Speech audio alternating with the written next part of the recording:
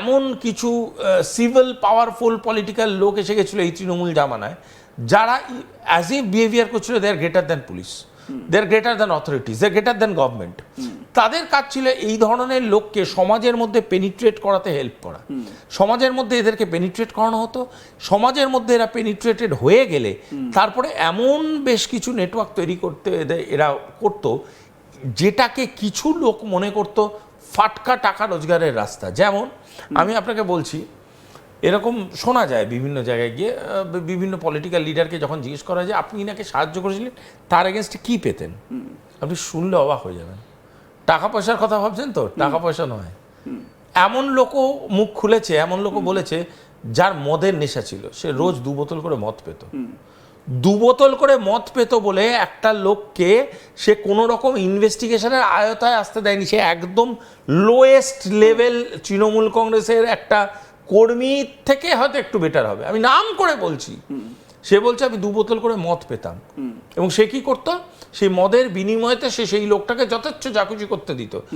এবার সেই লোকটা কি করছে সেই ডিটেলিংটা হয়তো সে জানেও না, সে বুঝছেই না ব্যাপারটা ডিটেলিং। আমি আপনাকে একটা সহজ উদাহরণ দিচ্ছি, সহজ উদাহরণ। আমি ধরুন একটা মানুষ যাকে রোজ আপনার অফিসে আমি আসছি, কোনো আমি গেস্ট হিসাবে না, রোজ আপনার অফিসে আসছি। আস্তে আস্তে একদিন এসে আপনার সিকিউরিটি গার্ডের সাথে আলাপ করলাম, ওর সাথে আমি একটা ডিল করলাম যে তোকে আমি রোজ একটা করে মদের বোতল দেবো, এমনি গল্প করতে আসবো, দুজন মিলে খাবো। করতে করতে অফিসের খবর জানলাম, তারপরে আমরা ভিতরে ঢুকলাম। ভিতরে ঢুকে আপনাদের একজনের সাথে আলাপ করলাম, দুজনের সাথে আলাপ করলাম। এই করতে করতে একটা সময়ের পরে আপনি দেখবেন আমার এক্সিস্টেন্সিয়াল স্টেটাস সম্বন্ধে আপনি জানেনই না, কিন্তু আমি আপনার অফিসের প্রতিটা স্তরে এক্সিস্ট করছি। আমি লোকটা কে? এবার এটা যখন আমাকে আপনি টেনে হিঁচড়ে যেই ইনফেকশন হিসাবে বার করতে চেষ্টা করবেন অফিস থেকে, আপনি দেখবেন বিভিন্ন লোকের সুতোয় টান পড়তে শুরু করছে। এরা কারা? এরা তারা যারা খুব অল্প দামে এতদিন বিক্রি হয়ে গিয়েছে, দে আর বিং সোল্ড আউট। এরা এতটাই অল্প দামে বিক্রি হয়ে গিয়েছে, এদের আর পালাবার রাস্তা নেই। এরা কোথায় যাবে এরা জানে না। এদের কাছে এইটুকুনি বেসিক কনসেপ্ট এদের কাছে ক্লিয়ার নয়, যেটা পালিয়ে যাচ্ছে কোথায়। সো এই যে এন্টায়ার পোডিয়ামটা তৈরি হচ্ছে না, এই পোডিয়ামটা কিন্তু ভীষণভাবে খতরনাক একটা পোডিয়াম। এখানে আমরা বারবার বলছি স্পাই, হ্যান ত্যান, এই বিরাট ফ্যান্সি ব্যাপার স্যাপার, এগুলো এত ফ্যান্সি ব্যাপার স্যাপার হওয়ার কোনো প্রয়োজনীয়তাই নেই। সাধারণ স্বাভাবিক স্বচ্ছ চোখের সামনে আপনার ঘটনা ঘটছে, আপনি বুঝতে পারছেন না।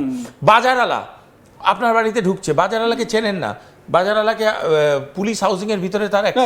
এবং আপনি এই যে কথাটা বললেন, আমরা দেখেছি এই 21-এর কোভিডের মানে 20 কোভিডের পর থেকে আমাদের বাড়ির আশেপাশে ওই ঠেলা নিয়ে সবজি বিক্রেতাদের ভিড়টা বেড়ে গেছে। আমরা যেটা মানে 2020 আগে পর্যন্ত এই পরিমাণে দেখতে পাই। এরা কারা, কোথা থেকে আসছে? খুব স্বাভাবিক, মানে আপনি বললেন বলে মাথায় আসলো। আরে আপনাকে আমি বলছি, সবজি বিক্রেতা, খুব অল্প দামে পরিচালক পরিচারিকা, কোনো রকম কোনো প্রয়োজনীয়তাই নেই, এরকম একটা ঝুপড়ি করে বসে আছে একটা মানুষ। কি বিক্রি হয় তার? কোথা থেকে সেই ঝুপড়ির ভাড়া আসে? কোথা থেকে সে তার সংসার চালায়? কেউ জানতে চায় না। এটা জানার কাজও না। আমি কি গিয়ে আমার পাড়ার কে ঝুপড়ি চালায়, কি চালায় জানতে যাব? জানার তো কথা না। জানার কথা কাদের? জানার কথা প্রশাসনের, কোনো পলিটিক্যাল পার্টিরও না। এটা তৃণমূল কংগ্রেস, বিজেপি, সিপিএম, কারোর কাজ না। এটা কাজ হচ্ছে প্রশাসনের, প্রশাসন, লোকাল মিউনিসিপ্যালিটির। এটা কাজ হচ্ছে জানা লোকাল থানার, তারা করবে কাজটা। আমি বিশ্বাস করি না যে এরা জানতো না, এরা সব জানতো, কিন্তু এরা অপারক ছিল, কাজ করতে পারতো না। আরেকটা জিনিস, এই অপারকতাটাই তাদের ব্লাইন্ডনেস তৈরি করে, যেই ব্লাইন্ডনেসটা বহু ঘটনা এরা দেখে শুনে বুঝে চুপ থাকে। আমি খুব সহজভাবে কিছু জিনিস বলছি। অন্তত 200 থেকে 300টা ফেসবুক প্রোফাইলকে সর্ট আউট করা হয়েছে, যারা কলকাতায় বসে কলকাতার ব্যাপারে এমন কিছু মতামত দিচ্ছে, এমন কিছু রিল বানাচ্ছে, এমন কিছু বক্তব্য রাখছে যেটা ডাইরেক্টলি ন্যাশনাল ইন্টারেস্টের এগেনস্টে। তারা বসে বলছে প্রাইম মিনিস্টারকে মেরে ফেলা উচিত। কিভাবে মেরে ফেলা উচিত? Can you believe it? পৃথিবীর কোন দেশে এটা সম্ভব আমাকে বলুন তো? একদমই।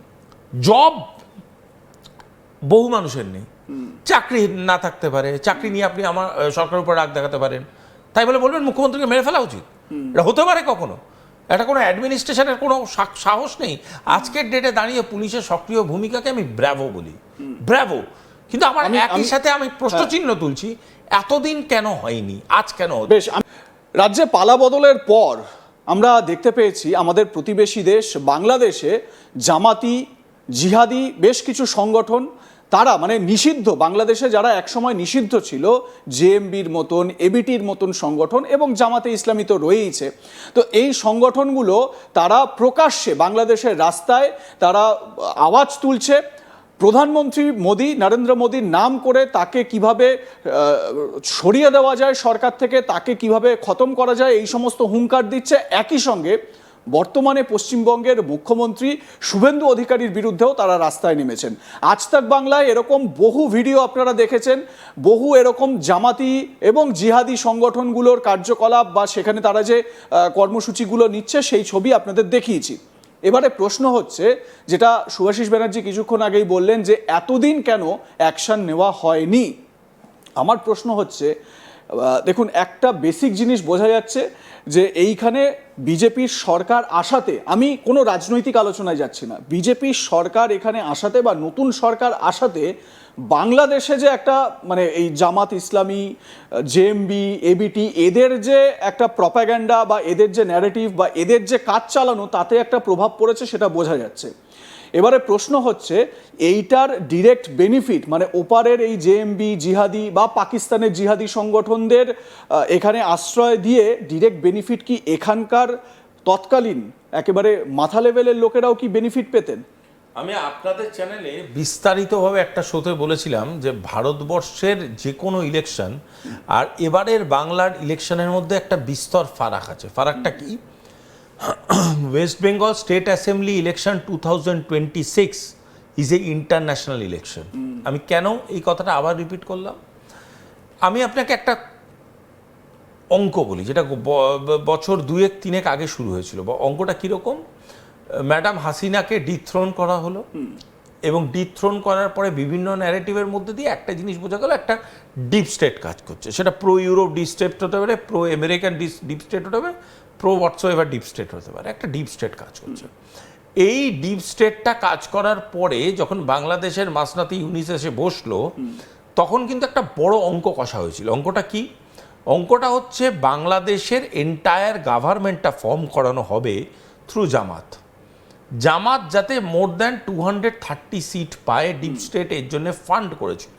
কোনো বিশেষ দেশের বিশেষ এজেন্সি ফান্ড করেছিল, কেউ কেউ বলে সিআইএ করেছিল। আমার কাছে সেই তথ্য নেই, আমি ওরম ডাইরেক্ট কোনো আমি তথ্য বলতে পারবো না। তবে ডিপ স্টেটের ইনভলভমেন্ট ছিল, আজকে এটা অল ওভার ওয়ার্ল্ড মিডিয়া আছে। এবার সেই 230টা সিটের রেজাল্ট জামাতের তরফ থেকে জামা মানে জামাতের হাতে বাংলাদেশের কন্ট্রোল চলে আসতো। সেটা যদি নাও হয়, তাদের প্ল্যান বি ছিল ইন্ডিয়া বাংলাদেশ বর্ডারে ম্যাক্সিমাইজ